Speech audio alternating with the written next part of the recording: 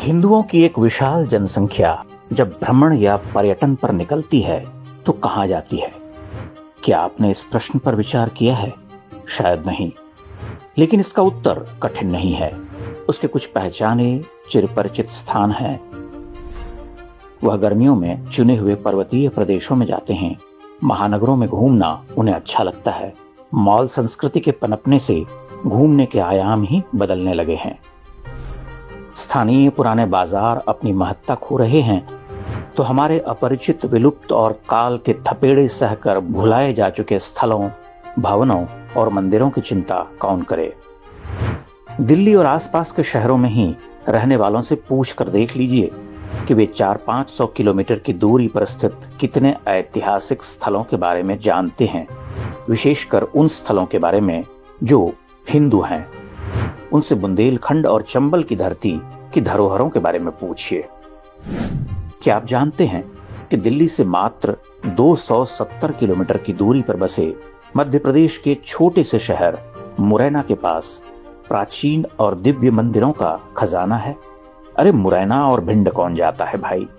आगरे जाओ, फतेहपुर सीकरी जाओ।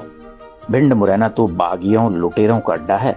परंतु जरा ठहरिए, मुरैना से केवल 30-35 मिनट की दूरी पर हमारे पूर्वजों के रचे गढ़े चमत्कारिक तीर्थ हैं, जहां स्थानीय जनों के अलावा गिने चुने यात्री ही आते हैं। कौन जानता है कि मुरैना के सिहोनिया यानी सिंघपाणीय गांव के खेतों में महादेव का एक विराट मंदिर है? कौन जानता है कि उस विराट ककन मठ का निर्माण 1000 वर्ष पूर्व हमारे राजपूत राजा ने करवाया था? कौन जानता है कि वह मंदिर अप्रतिहत समय की मार, आपदाओं और आक्रांताओं के प्रहार को सहकर आज भी खड़ा है? किसने उस दिव्य मंदिर को देखना चाहा? इतिहास की पुस्तकें भी उस पर मौन हैं।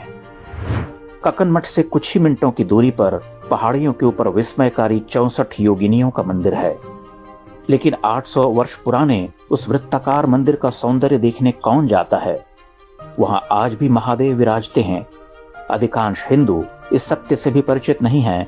इसी मंदिर का स्थापत्य देखकर अंग्रेजों ने भारतीय संसद का निर्माण किया है।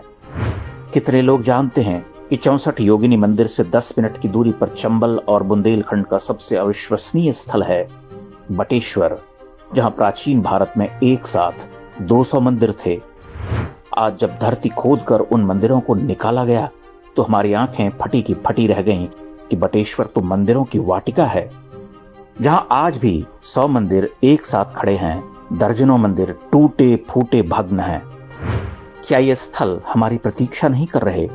क्या हिंदुओं को इन स्थलों की यात्रा नहीं करनी चाहिए? क्या हमें अपने गौरवशाली अतीत के बारे में जानना नहीं चाहिए? यही वह भारत है जिसके बारे में इतिहासकार कहते हैं the wonder that was India. इसी भारत को देखकर यूरोपीय पुरातत्ववेत्ता चकित रह गए थे। लेकिन हम भारत के लोग, विशेषकर हिंदू, शिमला मनाली अधिक जाते हैं। ऋषिकेश जैसे तीर्थ को भी हमने आमोद प्रमोद और अय्याशी का अड्डा बना डाला है। हम भला चंबल और बुंदेलखंड के गांव देहात के इन भूले बिसरे स्थलों, मंदिरों की सुध क्यों लें? किंतु सत्य तो यही है कि जिस भारत का हमें मान है वह इन भुला दिए गए क्षेत्रों में ही रहता है। आज जब अयोध्या की धरती पर प्रभु श्री राम का मंदिर बन रहा है तो हमें अपने गौरवशाली किंतु त्यक्त और विस्मृत मंदिरों, मठों की ओर भी मुड़ना चाहिए, वह भी महान तीर्थ से कम नहीं। इन तीर्थों ने लंबे समय तक उपेक्षा की मार सही। अब ये हिंदू पगचिन्ह खोजते हैं। ये भारत के विलुप्त तीर्थों का एक छोटा सा क्षेत्र है। ऐसे अनेक भारत इस भारत में बसते हैं।